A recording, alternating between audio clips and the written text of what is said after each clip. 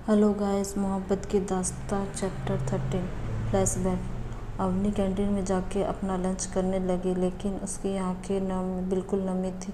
वो बस यही सोचे जा रही थी कि इन 3 सालों में कितना कुछ बदल गया था। अवनी ने मन में कहा, अर्नव ने दूसरी शादी कर ली और मुझे पता भी नहीं चला। उसने मुझे कितना आसानी से भुला दिया, और एक मैं हूँ जो उस रात को आज भी याद करती हूँ। काश मेरी कभी उस इंसान से शादी ना हुई होती। काश मेरी ज़िंदगी में वो पल ना आया होता। मैं कभी माफ़ नहीं करूँगी।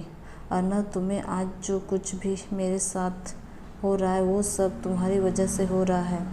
लेकिन मैं तुम्हें दोष क्यों दे रही हूँ, जबकि मैं जानती हूँ कि ये सबकी जिम्मेदारी मैं खुद हूँ।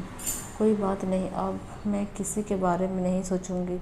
मैं अब आगे बढ़ूंगी। जब तुम आगे बढ़ चुके हो तो मुझे भी फैसला लेना होगा। थोड़ी देर यूं ही सोचने के बाद अवनी ने अपने डैड को कॉल लगाया और कहा, डैड, वो मैं। प्रकाश जी ने पूछा, वो क्या चुकी? अवनी बोली, वो डैड मैं। वो अपने आपने लंच किया? प्रकाश जी ने कहा, मैंने लंच कर लिया। चीकू, और तुमने? अवनी ने कहा, मैंने कर लिया है डैड। प्रकाश बोले, चीकू तू परेशान लग रही है, कुछ हुआ है क्या? अवनी अपने दर्द को छिपाती हुई बोली, नहीं डैड, ऐसा कभी नहीं, ऐसा कुछ नहीं है। आपको लग रहा होगा, लेकिन मैं ठीक हूँ और मैं अभी लंच ही कर रही हूँ। अच्छा चलो टाटा, मैं आपको बाद में कॉल करती हूँ। ये कह के अवनी ने फ़ोन कट कर दिया और खुद से बोली, मैं डैड को कह क्यों नहीं पाई? ये मैं क्या बन गई हूँ, क्या बना दिया है अर्नव तुमने? वो ये सोच ही रही थी कि तभी उसने देखा कि अर्नव, वैशाली और मायरा तीनों कैंटीन में ही आ रहे थे। वो तीनों आए और सब अपने सीट पर बैठ गए। अर्नव ने कप केक्स ऑर्डर किए और मायरा से बातें करने लगा। जब अवनी की नज़र में अर्नव की नज़र मिली तो अवनी झपक गई और उसकी आंखों से एक आंसू उसके गाल पर आ गए। अर्नव ने नहीं देखा था कि अवनी रो रही है और अर्नव की नज़रें सिर्फ अवनी को देख रही थी। वो चाह के भी उससे नफरत नहीं कर पा रही थी। तभी कैंटीन के एफएम में एक सॉन्ग बजने लगा। उस गाने में अवनी और अर्नव कहीं खो गए। कैंटीन के एफएम में कुछ गड़बड़ी होने की वजह से वहाँ का एफएम बंद हो गया, जिसकी वजह से गाना भी बंद हो गया। गाना में डूबी हुई अवनी होश में आई और अर्नव को देख, जो मायरा को कप केक्स खिला रहा था। ये देख के अवनी के दिल में जोरों का दर्द हुआ। अवनी ने आगे का गाना गाया, जिसकी वजह से सबका ध्यान उसके ऊपर चला गया। अर्नव भी उसे ही देखने लगा। अवनी गा के वहाँ से बिना किसी से नज़रें मिलाए चली गई, जिसे देख अर्नव को गुस्सा आ गया। उसने देख लिया था कि अवनी रो रही थी। उसके मन में यह बैठ गया था कि अवनी अभिनव के लिए रो रही है, क्योंकि अभिनव ने शादी कर ली। जब उसे ये ख्याल आया तो उसका गुस्सा 7वें आसमान पर आ गया। अर्नव गुस्से से कैंटीन से निकल गया। वैशाली सब नोटिस कर रही थी कि कैसे अर्नव अवनी को देख के गुस्सा कर रहा था और अवनी भी रो रही थी। वैशाली को लग रहा था उन दोनों के बीच ज़रूर कुछ है, और वह कहीं ना कहीं खुश भी थी कि फाइनली अर्नव किसी को चाहने लगा था। लेकिन उसे समझ नहीं आ रहा था कि इन दिनों के बीच क्या हुआ है। अवनी कैबिन में बैठी वो सब सोच रही थी कि तभी जोर से कैबिन का डोर खुला और अर्नव अंदर आया। उसने अवनी की बाजुओं को इतना जोर से पकड़ा था कि अवनी को बेहद दर्द हो रहा था। अर्नव ने अवनी को पीछे दीवार से सटा दिया और दांत पिसते हुए बोला, तुम ये मगरमच्छ के आंसू क्यों बहा रही हो? क्या तुम उसके साथ सोना चाहती हो? लेकिन मेरी बात अच्छे से अपने दिमाग में घुसा लो। वैशाली और मायरा से दूर रहना, नहीं तो मैं तुम्हें छोड़ूंगा नहीं, याद रखना। ये बोल वो पीछे मुड़ा और चला गया। अवनी उसे नम आंखों से जाते हुए देख रही थी। कुछ देर यूं ही वो खड़ी रहने के बाद अवनी अपना बैग ली और वहाँ से बाहर निकल गई। अवनी एक पार्क के पास जाके बैठ गई। ये पार्क मल्होत्रा ग्रुप ऑफिस के पास ही था। अवनी वहाँ बैठे यही सोच रही जा रही थी कि आखिर उसकी गलती क्या थी। वो तो बस मायरा को अपने गोद में उठाई थी। अवनी ने जब मायरा को देखा तो उसे अपने बच्चे की याद आ गई थी जो इन 3 सालों में हुआ था। वो सच वो चाह के भी नहीं झुठला पा रही थी कि वो इन सब से आज भी नहीं उभरी थी। अवनी ने पेट पर हाथ रखते हुए खुद से कहा, क्यों मेरे साथ ही ऐसा क्यों होता है? मैं इंडिया क्यों आई? मेरा बच्चा बेबी तुम क्यों छोड़ के चले गए? बेबी आज मेरा परिवार हो रह के भी मैं इन 3 सालों में अकेले रह गई और मैं क्यों इंडिया आई? इससे अच्छा होता मैं इंडिया कभी नहीं आती। अवनी सोचते हुए अपना सिर सीट के सहारे पे टिका के बैठ गई। फ्लैशबैक 2 साल 10 महीने पहले। अवनी इंडिया में अपने फ्लैट में बैठी यही सोच रही थी कि वह आगे क्या करेगी।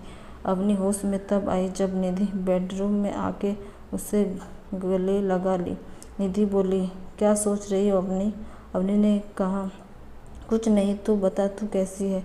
निधि मुस्कुराते हुए बोली, मैं ठीक हूँ, लेकिन तू बिल्कुल भी ठीक नहीं लग रही है।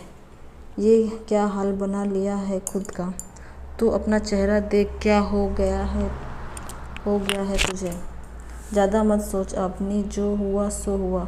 वो तेरा पास्ट था, अब उसे भूल जा। इससे पहले कि अवनी कुछ कहती, अवनी को उल्टी आने लगी। वो तेज़ी से भागी और वॉशरूम के बेसिन में उल्टी करने लगी। निधि ने ये देखा तो वो थोड़ा घबरा गई। उसने अवनी को संभाला और डॉक्टर को कॉल कर दिया। अवनी बेड पर लेटी थी। उसे काफ़ी अजीब लग रहा था। उससे अचानक खट्टा खाने का मन हो रहा था, हालांकि उसने निधि को नहीं बताया था।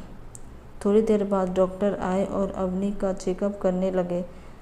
थोड़ी देर तक चेकअप करने के बाद जब उन्होंने कहा, खुशखबरी है, पेशेंट माँ बनने वाली है, that's is pregnant.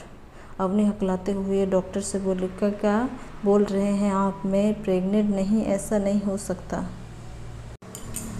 Chapter 14 Arnav की बदतमीजी। अवनी को कुछ नहीं समझ आ रहा था कि वो क्या करे।